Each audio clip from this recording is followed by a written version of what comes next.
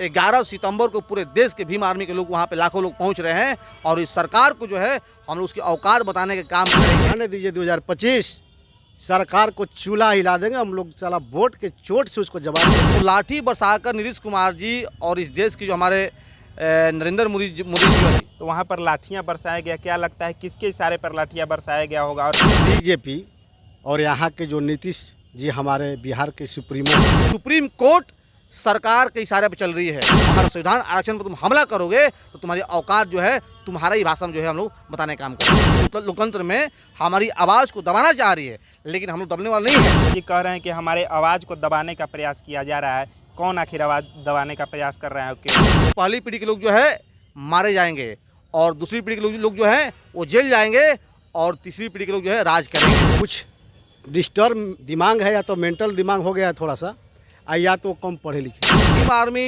का पहचान ऐसी है कि हम लोग जो है संवैधानिक दायरे में रह के और शांतिपूर्ण पीसफुल प्रोटेस्ट करते हैं। आरक्षण में क्रीमी लेयर को लेकर कल भीम आर्मी और कई राजनीतिक दलों ने भारत बंद बुलाया था, जिसका व्यापक असर बिहार में देखने को मिला। मैं आपको बता दूं कि बिहार के पटना में कल लाठी भी चार्ज कर दिया गया था, प्रदर्शनकारियों पर लाठी भी बरसाए गए थे। हमारे साथ भीम आर्मी के कई नेता मौजूद हैं। क्या कहिएगा, जिस तरीके से कल प्रदर्शनकारियों पर लाठियाँ बरसाए गए, लाठी चार्ज किया गया, क्या कहेंगे इस पर?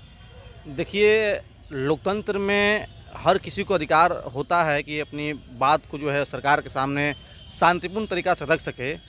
पटना में ये सरकार की एक तरफ से मानसिकता बैठ गई है कि पटना में जो भी आंदोलन होगा तो हमारे नीतीश कुमार जी अनुकारियों को जो है वो शांति से आंदोलन करे या कैसे भी करे। उनका अब जो है ये मानसिकता बैठ गया है कि चाहे वो शिक्षक हो, चाहे वो कर्मचारी हो, या वो छात्र हो, या वो दलित समाज के अनुकारी हो, सब पे जो है लाठी बरसाना है। तो लाठी बरसाकर नीतीश कुमार जी और इस देश की जो हमारे नरेंद्र मोदी जी हैं तो वो लाठी चलाकर जो है हमारी आवाज़ को जो है कुचलना चाह रहे हैं। पटना में जो हुआ वो बिल्कुल आप समझ लीजिए कि वहाँ पे जिस तरीके से कई छात्रों से बात भी हुई हमारी, कई का सर भी फटा, किसी का हाथ भी टूटा है। तो बिल्कुल ये जो है लोकतंत्र में ये कहीं से भी जो है जायज़ नहीं है। लोकतंत्र में बाबा साहब अम्बेडकर ने सभी को जो है फ्रीडम ऑफ स्पीच का अधिकार दिया या आंदोलन करने का जो राइट दिया, लेकिन आप यूँ समझ लीजिए कि वहाँ पे एकदम शांतिपूर्ण आंदोलन चल रहा था। और भीम आर्मी का पहचान ऐसी है कि हम लोग जो है संवैधानिक दायरे में रह के और शांतिपूर्ण पीसफुल प्रोटेस्ट करते हैं। आप पूरे भारत में पता करिए कहीं भी जो है ये आपको सुनने को नहीं मिलेगा कि भीम आर्मी ने जो है सरकारी संपत्ति को नुकसान पहुंचाया या भीम आर्मी ने जो है कोई अधिकारी पदाधिकारी कर्मचारी के साथ जो है कोई बदसलूकी किया। ये कहीं से भी जो है बिल्कुल जो है ये असत्य है। जो इनाम लगता है हम लोग पर कि भीम आर्मी वाले ये करते हैं वो करते हैं, हाँ हम लोग अपने हक अधिकार के लिए सड़क पर उतरते हैं, लेकिन समझने वाली बात यहाँ पर ये है कि सड़क पे हम सभी को उतरने के लिए मजबूर कौन करता है। तो हम कहना चाहते हैं हमारे जो नीतीश कुमार जी हैं कि हम लोग जो है जगदेव कुशवाहा के हम लोग वंशज हैं। जगदेव कुशवाहा ने कहा था कि पहली पीढ़ी के लोग जो है मारे जाएंगे और दूसरी पीढ़ी के लोग जो हैं वो जेल जाएंगे और तीसरी पीढ़ी के लोग जो है राज करेंगे। तो हम लोग जो है आज सड़क पर संघर्ष कर रहे हैं। लोहिया जी की बात हमको याद आ रही है, उन्होंने कहा था कि जब सड़कें सुन्न होती है तो संसद भवन आवारा होता है। ये बिल्कुल वही हो रहा है। सुप्रीम कोर्ट सरकार के इशारे पर चल रही है। जितने यहाँ पर आप देख रहे हैं सरकारी जो एजेंसी हैं, ईडी हो, सीबीआई हो या इलेक्शन कमीशन हो, ये सब सरकार का जो है कठपुतली के तरह जो है इशारे पर चल रहा है। तो सुप्रीम कोर्ट के जो सुप्रीम कोर्ट होता है उससे इस देश का जो संविधान है, जो हमारे भारत की जो आवाम है सुप्रीम कोर्ट पे भरोसा जताती है कि नहीं सुप्रीम कोर्ट है तो भारत का संविधान सुरक्षित रहेगा या देश सुरक्षित रहेगा। लेकिन आप कह रहे हैं कि वहाँ पर हम लोग शांतिपूर्ण तरीके से प्रदर्शन कर रहे हैं जी, तो वहाँ पर लाठियाँ बरसाया गया, क्या लगता है किसके इशारे पर लाठियाँ बरसाया गया होगा और क्यों? जिसकी सत्ता है उसकी लाठी है। निश्चित तौर पे नीतीश कुमार जी सूबे के मुखिया हैं तो उनके इशारे पे वहाँ पे जो लड़चार्ज हुआ है। और न्यूज़ में देखे कि एक सिपाही जो है अपने ही एसडीएम साहब को जो है वो लाठी मार दिए, तो उनको इस बात का आभास हुआ होगा कि एक छात्र नौजवान पे लाठी पड़ता है तो कितना दर्द निकलता है, उनको इस बात को मालूम होगा। तो हम यही कहना चाहते हैं कि सरकार लोकतंत्र में हमारी आवाज़ को दबाना चाह रही है लेकिन हम लोग दबने वाले नहीं हैं। आ रहे हैं अमित जी आपके पास। जिस तरीके से अमित जी कह रहे हैं कि हमारे आवाज़ को दबाने का प्रयास किया जा रहा है, कौन आखिर आवाज़ दबाने का प्रयास कर रहा है और क्यों? देखिए, यहाँ जो अभी सरकार है पलटू चचा का और बीजेपी का, बीजेपी और यहाँ के जो नीतीश जी हमारे बिहार के सुप्रीमो हैं, ये कभी नहीं चाहेंगे कि यहाँ के दलित संगठन जो भी हो, आदिवासी संगठन जो भी हो, लोग यहाँ बढ़ चढ़ के हिस्सा लें और काम करें। क्योंकि इसलिए नहीं चाहेंगे कि वो लोग क्या करते हैं, आज सदियों से दबाने के शुरू से आज तक काम अभी भी किया जा रहा है, हमारे लोगों को कुचला जा रहा है। आज भी पुलिस जब वहाँ मारने के काम की है पटना में, हमारे एक एक कार्यकर्ता लाठी डांटा के शिकार हुआ है, उसका जवाब कौन देगा? उसका जवाब भी लिया जाएगा कब?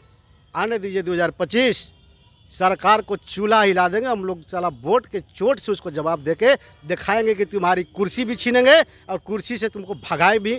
और वो विधानसभा और जो वहाँ के बिहार के सुप्रीमो बने हैं, चेयर बहुत जल्द खाली होने वाला है। 2025 में ये जवाब देगी भीम आर्मी, आज़ाद समाज पार्टी। जीतन राम मांझी का एक बयान वायरल हो रहा है, वो कह रहे हैं कि आरक्षण में क्रीमी लेयर के वोट में हैं और कल भारत बंद जो हुआ था उसके विरोध में वो थे। क्या कहेंगे आप? देखिए, जीतन राम मांझी जो है हम सभी के गार्जियन हैं, अभिभावक है, और इस बात को हम कहना चाहेंगे कि उनका बयान मैं भी सुन रहा हूं। अब कहाँ से वो बोल रहे हैं, किसके इशारे पे बोल रहे हैं, इस बात को हम समझ नहीं पा रहे हैं, ये हमारे समझ के परे है।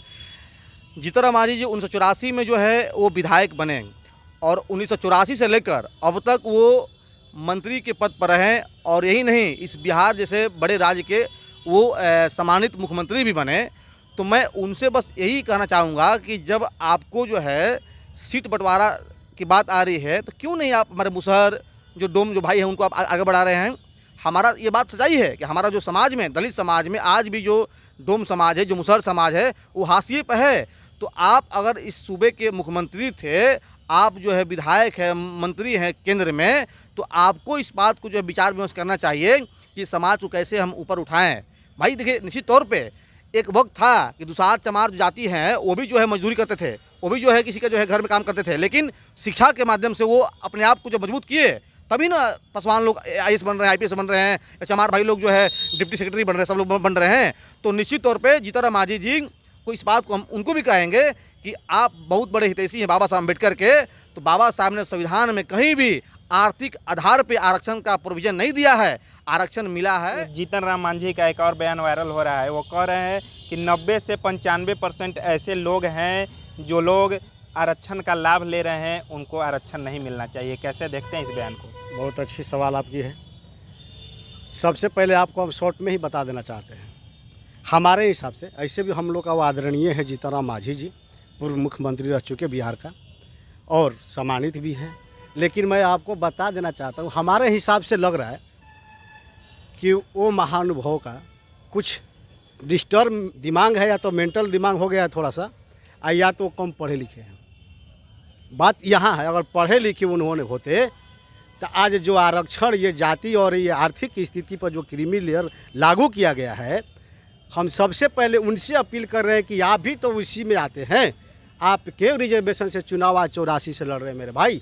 आप छोड़ देते, आप तो अपने समाज में सुखी संपन्न हैं, बिहार के आप चीफ रह चुके हैं, आपको छोड़ देना चाहिए था। आप जनरल सीट से क्यों नहीं चुना? चिराग पासवान कह रहे हैं कि मोदी जी भारत के प्रधानमंत्री आरक्षण के खिलाफ नहीं है, वो हमारे साथ इस लड़ाई में खड़े हैं। कैसे देखते हैं इस बयान को? इसका जीता जागता उदाहरण लेटरल एंट्री के माध्यम से ये समझिए कि चोर दरवाजे से सरकार चुपके से अपने भाजपा के जो कार्यकर्ता हैं, जो उनके इशारे पे काम करते हैं, जो उनकी चापलूसी दलाली करने का काम करते हैं, तो ये सरकार लेटरल एंट्री के माध्यम से डिप्टी सेक्रेटरी बना रही है, आईएएस बना रही है। तो आप समझ लीजिए कि हमारे जो है चिराग पासवान बड़े भाई हैं, वो कह रहे हैं कि मोदी जी समर्थक हैं, आरक्षण के खिलाफ में नहीं हैं। तो मुझे लगता है कि इससे उदाहरण तो बढ़िया नहीं है। आप लेटरल एंट्री से बहाली कीजिएगा तो उसमें फिर कहाँ है आरक्षण का लाभ? अंतिम सवाल मेरा आपसे है, जिस तरीके से कल लाठियाँ पटना में बरसाया गया, आप भी कह रहे हैं कि हम लोगों का लगातार संघर्ष जारी रहेगा, कब तक संघर्ष जारी रहेगा आप लोगों का?